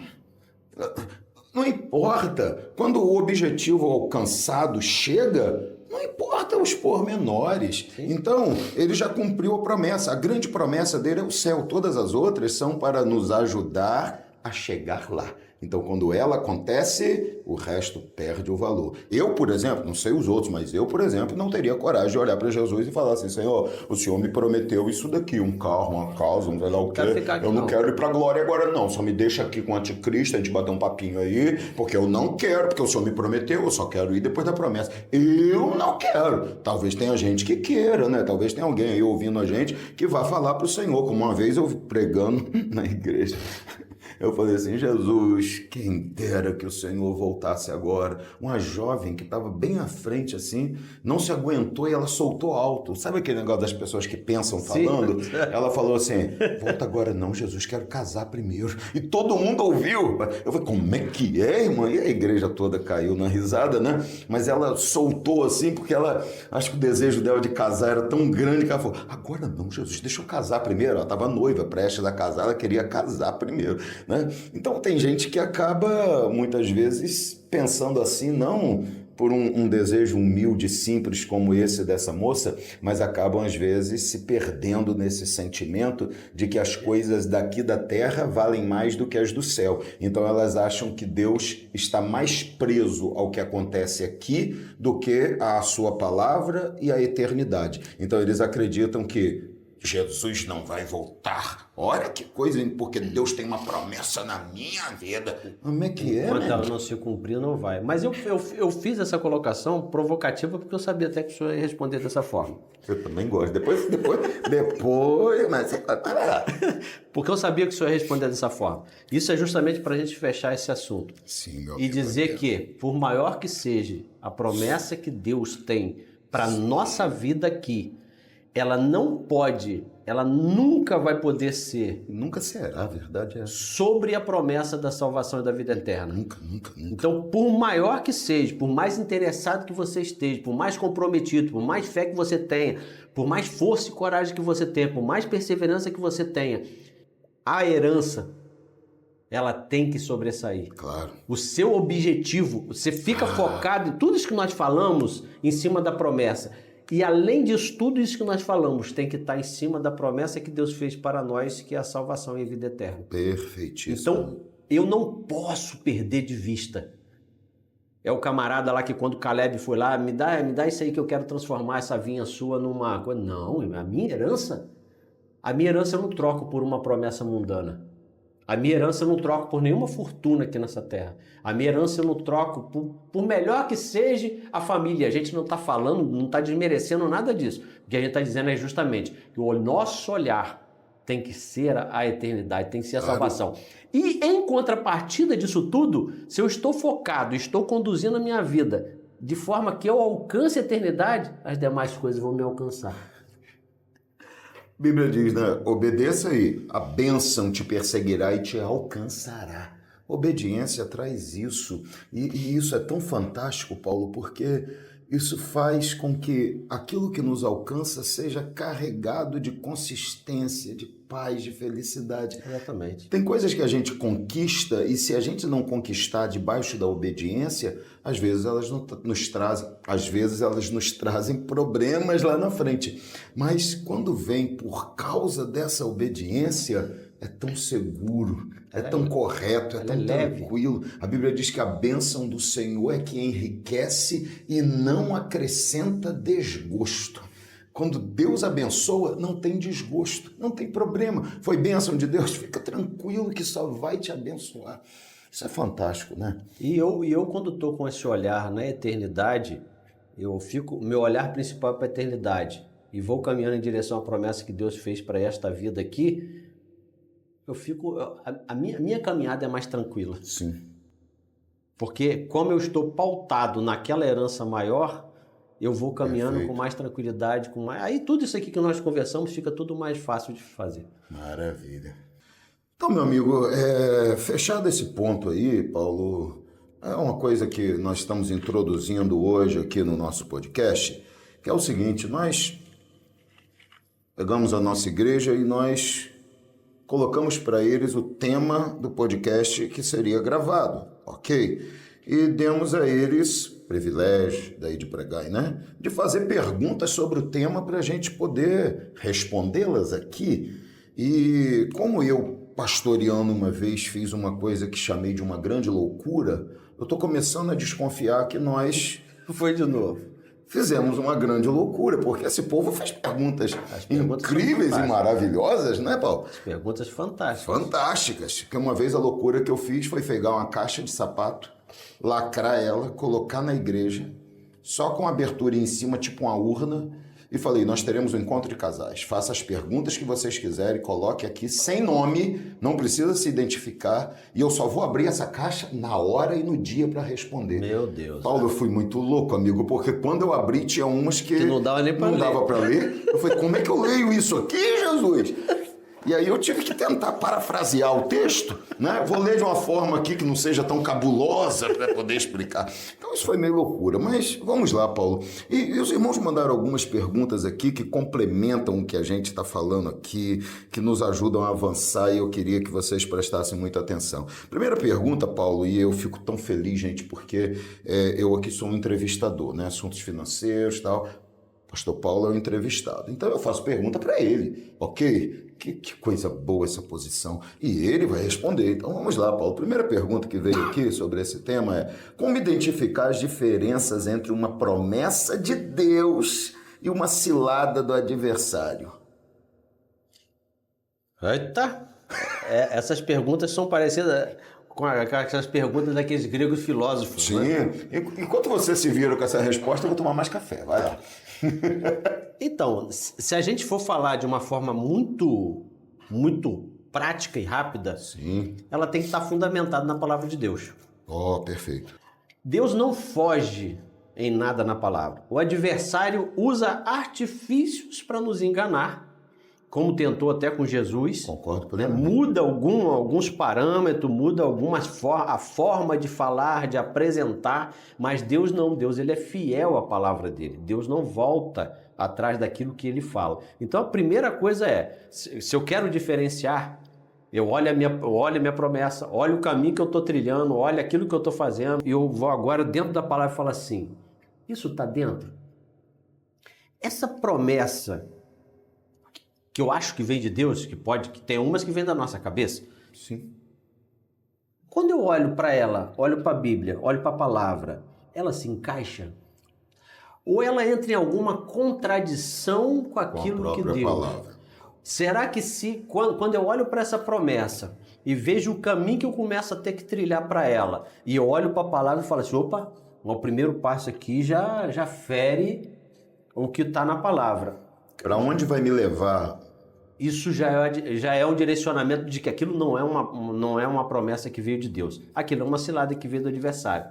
Isso. E outra coisa, Paulo, eu acho que às vezes também tem coisas que são impossíveis de se conferir nas Escrituras. Como, por exemplo, eu vou citar uma coisa aqui. Alguém chega para você e fala assim: olha, Deus mandou te dizer que você vai ganhar um carro. Como é que você vai olhar para a Bíblia e conferir isso? Aí tem uma Bíblia dizendo também. A Bíblia diz: quando um profeta profetizar bênção, só saberá se essa palavra veio do Senhor quando se cumprir. Então, qual é o conselho? Amém, irmão? Guarda no coração, mas... Manda até não julgar o profeta. Exato. Guarda no coração, mas naquele cantinho do talvez. Entendeu? Ó, eu creio que o Senhor pode fazer, mas não vou viver a minha vida toda em função disso, porque eu só sei que foi o Senhor que prometeu, se cumprir. Ponto. E aí vive em paz, né? Acho que isso é muito certo mesmo. Sim, aí Perfeito. vamos até usar esse exemplo agora, né? Veio o profeta e falou assim: ó, Deus vai lhe dar um veículo, vai lhe dar um carro. E às vezes até a promessa ela tem até nome, ela tem até características, tem cores. Sim. E aí, como o senhor bem falou, eu pego aquilo e como eu não tenho como confrontar aquilo com a palavra para saber se é, e a palavra me diz assim: ó, quando acontece isso, você não julga o profeta. você julga a promessa. Sim. Então, se ela se cumprir, veio de Deus. Se ela não se cumprir, então a gente guarda aqui. O adversário ouviu aquilo. O adversário sabe qual foi o que está agora no seu coração, ansioso para que se cumpra. Aí ele vem agora e fala, te mostra exatamente aquilo. Só que ele vem te dizendo o seguinte, que para que você tenha aquilo, só basta você fazer daquilo, tem alguma situação que ela burla alguma coisa, que aí sim, agora nesse momento você consegue saber se você... Pô, peraí, se eu fizer do jeito que tá... Rapaz, parece que é a promessa. Tem a cor da promessa, tem o tamanho da promessa. Abraão teve até um filho por causa disso, mas não era a promessa. Foi ele burlando. Né? Então a gente não vai aqui falar marca, nada para o exemplo ficar mais claro, mas aí o cara olha e fala assim, tem a cor da promessa, tem o tamanho da promessa, tem a marca da promessa, tem o ano da promessa. Só que para que isso que está se parentando ser a minha promessa, eu preciso fazer algo que agora quando eu olho para a Bíblia eu falo assim, opa, não, isso aqui Deus falou que não pode fazer. Exatamente. Aí sim, aí é uma cilada. Então é uma cilada, você descarta. É claro que aí, continuando com esse exemplo, eu não vou me esquecer daquela promessa. Eu só vou agora neste momento dizer, não é ela ainda. Sim. Não chegou, não é o tempo dela. Não era... Eu continuo deixando ela guardada. Mas era Ismael, ainda era Isaac, entendeu? Não é você, Ismael, é Isaac. Mas tudo bem, vamos esperar. Então a gente vai lá e confere na palavra, avalia aquele fruto. Vê tudo, né? Observa o processo, como você falou, será que esse processo vai me levar ali? Como é que ele chegou? Isso pessoas não podem confundir, isso não é incredulidade, isso é prudência. Vê essa facilidade, eu olho e às vezes eu não tenho. Às vezes eu não sou um crente tão amante da palavra, tão leitor da palavra, mas sou um crente que sou temente. Sim. Então eu olho para aquilo e falo assim, cara, eu não tenho capacidade de averiguar se isso aqui é de Deus ou não. É por isso que existem os pastores, é por isso que existem pessoas que você pode buscar um conselho de uma pessoa que sabe. Perfeito. Até mesmo porque, Paulo, olha só, a gente precisa só pontuar isso aqui que... Às vezes a gente vai falando e a gente vai percebendo alguns perigos que a gente precisa alertar. Nós não estamos falando de promessas no que diz respeito àquilo que está escrito na palavra e que nem precisa de interpretação. Essas você... Isso aí não é discutível, é completamente indiscutível. Nós estamos falando aqui de promessas como essas que a gente está falando, promessas que têm relação com questões que podem acontecer de um jeito, de outro, forma. Não estamos falando de palavras de Deus, estamos falando de promessas, até porque o nosso assunto tem sido financeiro, promessas que têm a ver com isso, porque às vezes as pessoas vão começar a querer questionar a palavra de Deus não se questiona, a palavra de Deus se obedece. Paulo, tem uma outra pergunta aqui, que é o seguinte. Quais atitudes espirituais e práticas precisamos assumir para viver as promessas de Deus? Olha que pergunta cabulosa, hein? Quais atitudes espirituais e práticas? Isso aqui dá uma semana de aula, né? Precisamos assumir para viver as promessas de Deus. E como discernir se estamos caminhando em obediência ou apenas esperando que elas se cumpram automaticamente? A gente já falou um bocado de algumas coisas aqui, mas... Exatamente, isso que eu ia falar agora. Na verdade, essa segunda pergunta, quem fez vai se contentar com o assunto que a gente já falou. Que a gente tratou. Que é justamente aquilo, né? A gente ficar com um olho no objetivo, não esquecer, ter muita força, ter uma fé inabalável, ser persistente, ser comprometido consigo mesmo e acreditar tão bem nessas promessas que você, independente do tempo que está se passando, do que está acontecendo ao seu redor, você fica assim, olha para aquilo tudo e fala assim, eu não sei por que está acontecendo, eu não sei quanto tempo vou ter que esperar ainda, mas eu tenho uma certeza, vai vir.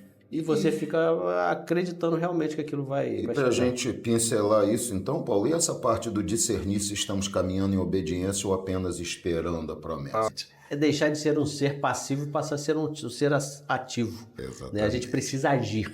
Isso aí. Deixar de ficar esperando. É o que a gente falou no início lá, a gente falou sobre... Tem pessoas que têm uma fé tão forte, parece ter uma fé muito forte, que cruza os braços para tudo, esperando que tudo caia do céu. Mas não, você precisa agir. Né? Você precisa ser motivado, ser intencional. Sim. Porque Deus, quando faz a promessa dele, ele é intencional para conosco. Da mesma forma, nós temos que ser intencionais com relação à nossa promessa. E essa pergunta aqui, meu amigo, isso aí é assim, que a gente vai passando pelas perguntas aqui e a gente percebe que muitas delas a gente já destrinchou à medida que estamos aqui no nosso assunto. Mas essa daqui, cara, olha, de que forma padrões negativos, pecados repetidos ou crenças distorcidas podem funcionar como maldições na vida do cristão? E como a palavra de Deus nos orienta a romper esses ciclos por meio de Cristo? Padrões negativos. Tô falando que o pessoal aí, ele é fera.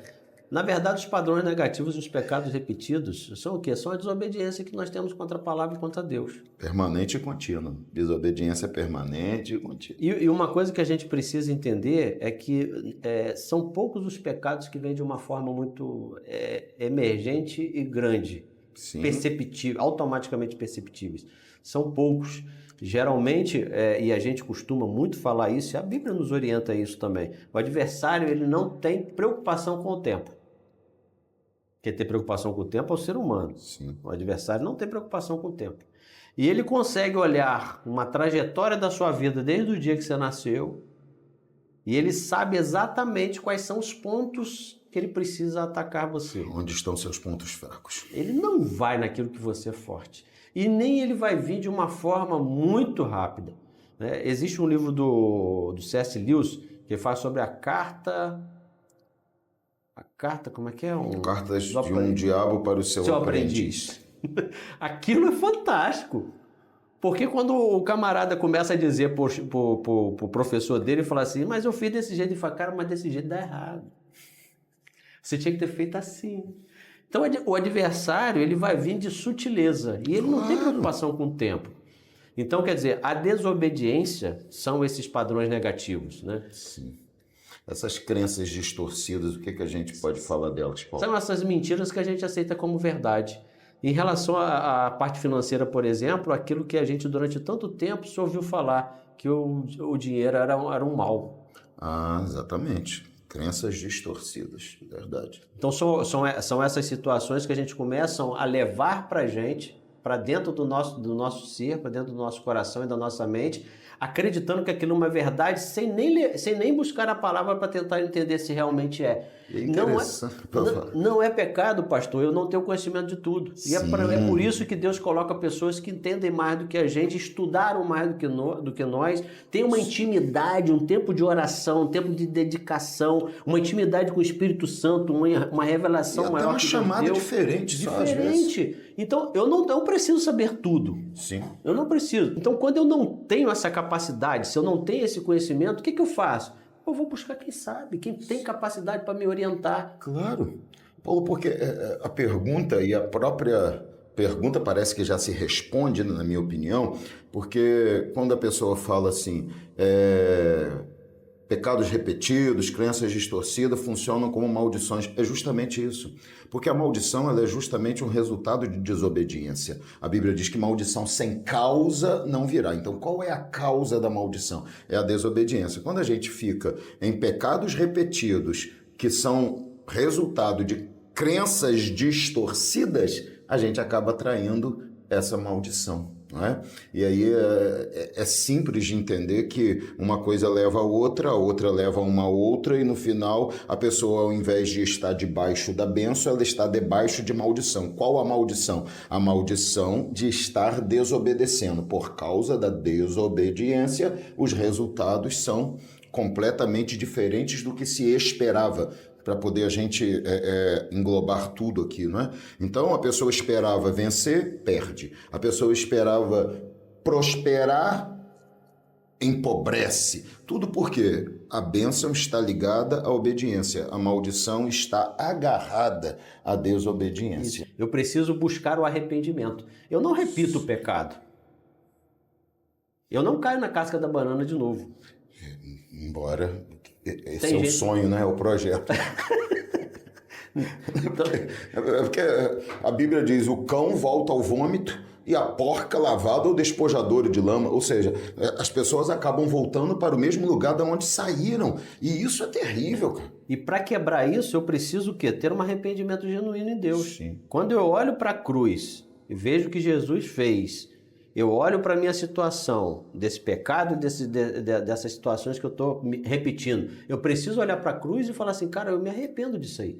E realmente ser genuíno ao ponto de receber de Deus o perdão e o renovo.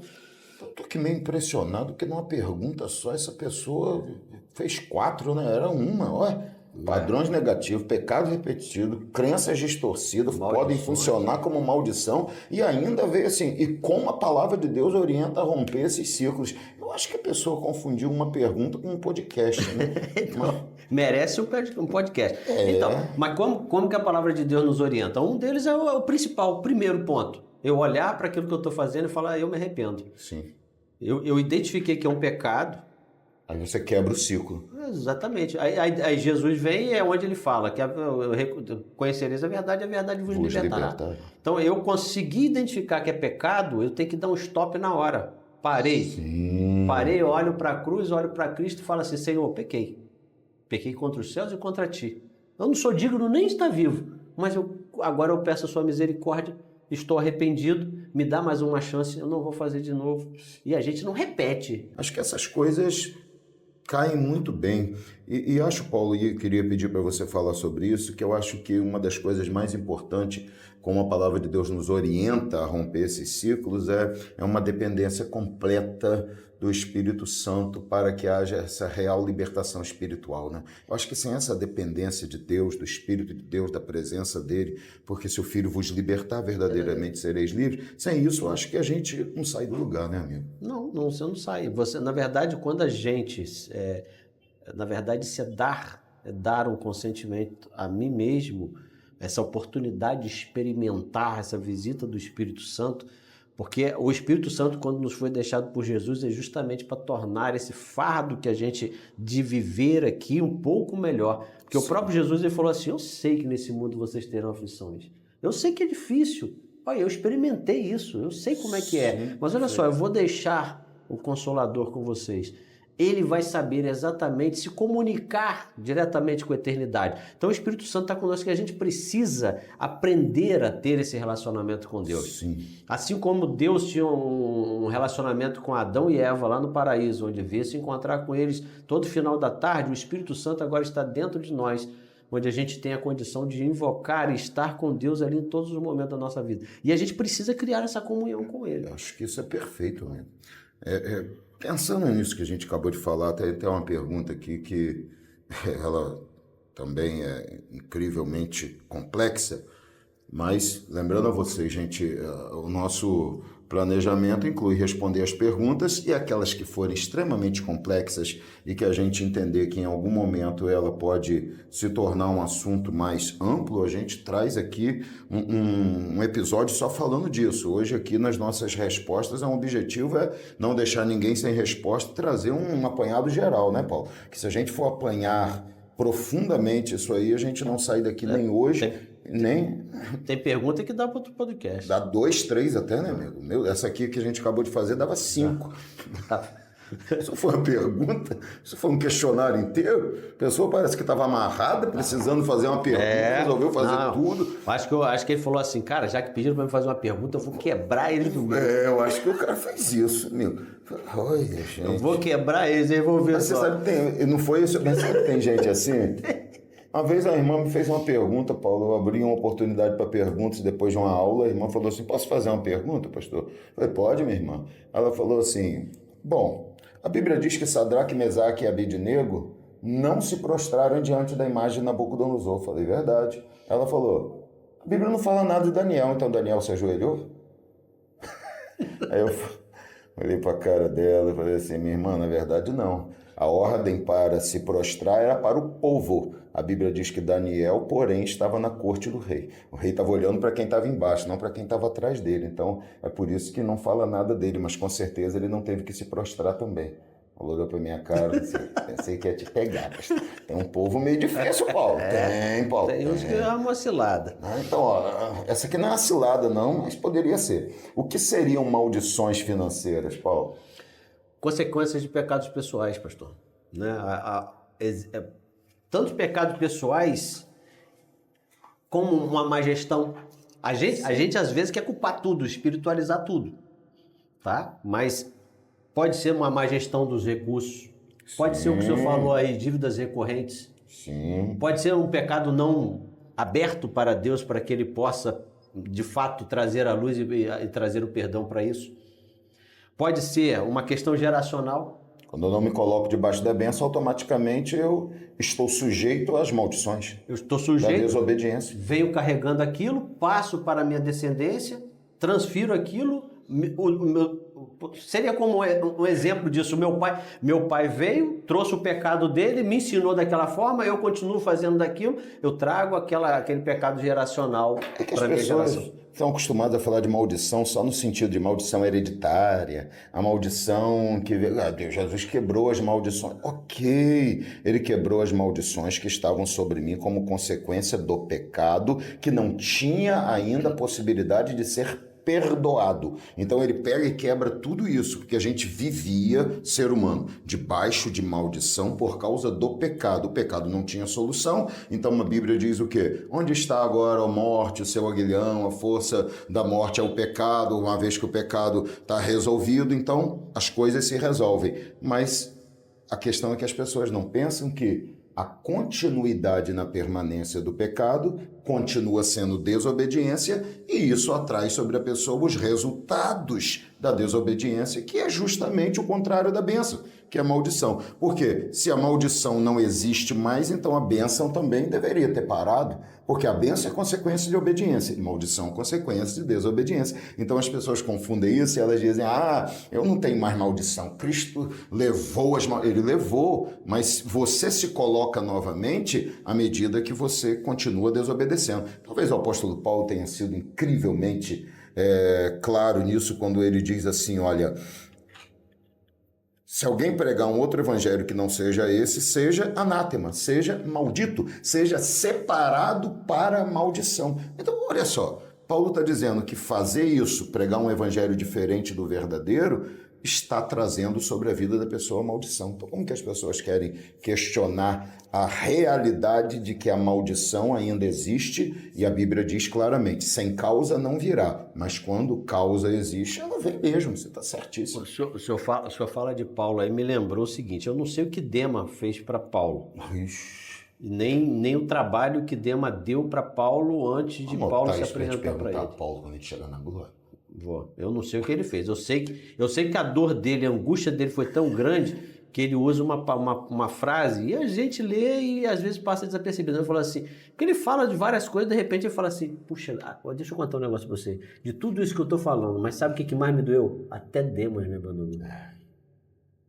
Eu não sei o que Demas fez. E o que Paulo fez por Demas para Paulo acreditar que o relacionamento espiritual, né, amizade, tudo entre eles, não deveria ter sido rompido por causa das questões. Mas Demas escolheu aquilo. Fez uma escolha. Ló. Nomes parecidos, apenas mudança de uma letra, depois de tanto tempo aqui é difícil, né, Paulo? A cabeça vai... Ainda vai depois umas perguntas dessas. Né? Ló fez uma escolha. E a escolha trouxe maldição incrível sobre a vida dele. Foi para Sodoma e Gomorra. Mas ele escolheu, ao invés de resolver o problema dos seus pastores, seguir o próprio caminho e abandonar Abraão. E aí esse exemplo é muito top, né? Olha, porque a gente vai parar. Esse exemplo é muito top, porque quando fala de maldição, olha só, aí vem a questão de dividir. Abraão, ele sabia tanto em quem ele cria. Quer ir pra lá? Escolha, irmão. Ló, vamos fazer o seguinte, cara, eu não tô preocupado com isso não, sabe por quê? Porque não importa pra onde eu vou, o importa é quem tá comigo. Vamos agora fazer um apanhado disso aí, Paulo. Bênção não é o lugar, bênção está atrelada a pessoas. Maldição não é o lugar, maldição está atrelada a pessoas. Exatamente isso. São atitudes pessoais, não é o lugar. Eu sou amaldiçoado porque moro em tal lugar. Eu sou amaldiçoado, o meu sofrimento... Bênção e maldição não é lugar, bênção e maldição, pessoas. Abraão sabia, a bênção está comigo, porque Deus está comigo. Então, escolhe para onde você quer ir, filhão. Porque se você quiser ir para o lado de lá, Deus me abençoa do lado de cá. Se você quiser ir para o outro lado, eu vou perguntar a Deus, para onde eu vou, Senhor? Exatamente. Isso entra dentro das crenças que eu coloco dentro de mim. Exato. E Abraão, ele sabia muito bem quem estava com ele, que ele falou assim, cara, olha só, não importa o que falam de mim, não importa o que pensam de mim, não importa qual vai ser a sua decisão, o que você quer fazer. Aqui, decide aí. Porque a minha decisão vem de alguém que está decidindo por mim desde o dia que eu saí da casa da minha parentela. Porque se eu for para um lugar muito ruim, ele vai transformar no melhor lugar da face da terra. Sim, perfeito. É exatamente isso. Então, Paulo, acho que isso pincela bem. A gente uma hora pode voltar a falar um pouco mais sobre isso, se assim a gente entender que será necessário, né? Mas vamos lá. A última... Só para concluir essa... Ah, sim, não. Eu pensei que você tinha concluído. Jamais gostaria. Essa Nunca faria isso. Nunca. São os hábitos. São os hábitos que nós criamos. Assim. Se eu crio, aí a palavra me diz para pensar nas coisas que são boas e fazer aquilo que é bom. Se os meus hábitos, aquilo que eu comecei a fazer agora, se ele não me dá um bom direcionamento, se ele não me dá não está me fazendo caminhar para a minha prosperidade financeira, que aí a pergunta foi financeira, eu tenho que mudar minhas atitudes. Então a gente pode colocar nisso aí sonegações, roubos, enganos, formas ilícitas de enriquecimento, de ganhar dinheiro, como você falou da última vez que a gente esteve aqui, essas formas ilícitas, né? O cara não quer colocar uma coisinha aqui no papel, quer fazer por fora. Tudo isso aí acaba trazendo maldições, né, Paulo? São os hábitos destrutivos. Os hábitos financeiros que eu crio, achando que aquilo é... Hábito não, nenhum hábito começa como hábito. Uma ação. Sim, perfeito. Então eu crio uma ação, por mais que eu olhe a palavra e fale assim, cara, eu não devia fazer isso. Uma vez só, não tem problema, né? Eu faço uma vez, faço duas. Quando aquilo se torna um hábito, aí pronto. Aquilo entra no meu automático, eu faço. E você acaba vivendo esse problema da maldição por causa da continuidade da permanência. Perfeito, amigo. Paulo, tem uma última pergunta aqui que foi feita pra gente. Não sei se... Eu fico satisfeito. Acho que deu um certo alívio aqui. Aleluia. Como posso alinhar minha vida financeira com a minha fé e com as atitudes e práticas? Ou seja, como posso alinhar a minha vida financeira com a minha fé, com atitudes e práticas? Poucas perguntas, tudo bem. Então, a primeira coisa que a gente precisa ter um entendimento é que Deus é dono de tudo. Exatamente. Tá? Aí ele pergunta aí, como alinhar a minha vida financeira com a minha fé e atitudes práticas? Eu tenho que ter esse entendimento. Nada é meu. Não tenho nada porque sou merecedor. Para alinhar com Deus tem que entender que Ele manda, né? Não andarão dois juntos se não tiverem acordo. E nessa caminhada com Deus, a gente nunca pode pensar que a gente vai ganhar de Deus, né? Que a gente vai sobrepor-se à vontade de Deus, que a gente vai chegar e falar assim, opa, Senhor, o que o Senhor pensa? Aí eu penso em andar por aqui. Ah, mas eu quero ir por ali. Então vamos todos nós por ali. Deus vai falar, não, você pode ir sozinho, meu irmão. Porque para andar comigo você tem que entender que é do meu jeito, no meu caminho. Então para alinhar é isso mesmo, é colocar Deus acima de tudo. Perfeito, é entender que é tudo dele. Quando eu entendo que é tudo dele, eu não exijo dele quantidade, eu não exijo dele o tempo, eu não exijo nada, é dele. Sim. Isso é a minha, para eu ter, né, alinhar a minha vida financeira com Deus, eu preciso entender isso. Esse é o primeiro ponto. Deus é dono de tudo. E Ele vai me dar na proporção que Ele quiser, no tempo que Ele quiser, da forma que Ele quiser. E quando Ele vai me dar, Ele tem um motivo para me dar. Sim. É onde eu preciso entender que existe uma mordomia colocada. A pergunta é bem voltada à financeira. Então, Deus não vai me acrescentar um barril cheio, um barril sacudido, recalcado, sacudido, transbordante, para um motivo meu.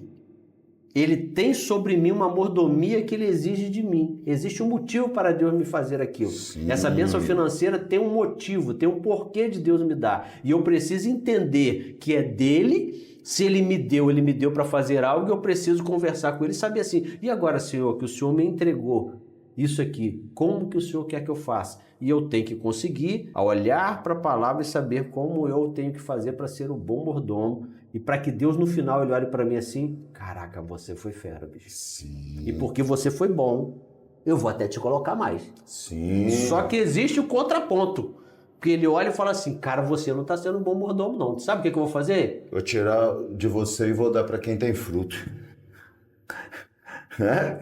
Aquele que tem fruto, o Senhor acrescenta mais. Aquele que não tem, tira do que não tem fruto e dá para aquele que tem fruto. Exatamente. E para concluir essa pergunta aí de como alinhar minha vida financeira, minha fé, eu preciso estar comprometido com os princípios bíblicos. É isso.